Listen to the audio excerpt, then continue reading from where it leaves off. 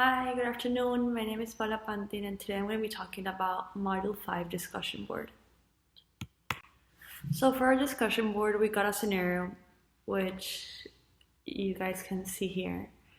And for this specific discussion board, we had to talk about the superficial arteries covered in this course to determine Victoria's pulse and heart rate. So to start off, I'm going to talk about superficial temporary artery. Superficial temporal artery is palpated anterior of the tragus of the ear and up along the templates. Moving on to common carotid artery. Carotid artery can be palpated at the upper neck between the sternomastoid and the trachea at the level of the circular cartilage. Only one side is palpated at the time because if both sides are palpated at the same time, vagus nerve will be stimulated and blood flow to the brain decreases.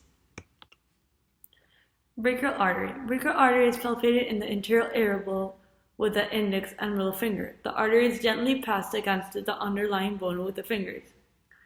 Radial artery can be palpated on the area between the wrist bone and tendon on the thumb side of the wrist. The tip of the index finger and the third finger is used to feel the pulse. The femoral artery. Femoral artery is palpated in the inner thigh at the mid-inguinal point between the pubic symphysis and the anterior superior iliac spine.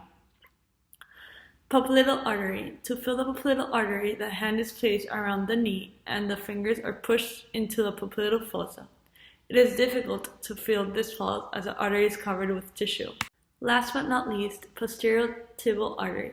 Posterior tibial artery is palpated halfway between the posterior border of the medial malleolus and Achilles tendon. Dorsalis patellis artery. Dorsalis patellis artery is palpated on the dorsum of foot lateral to extensor hallucis longus tendons, distal to dorsal most prominence of the navicular bone.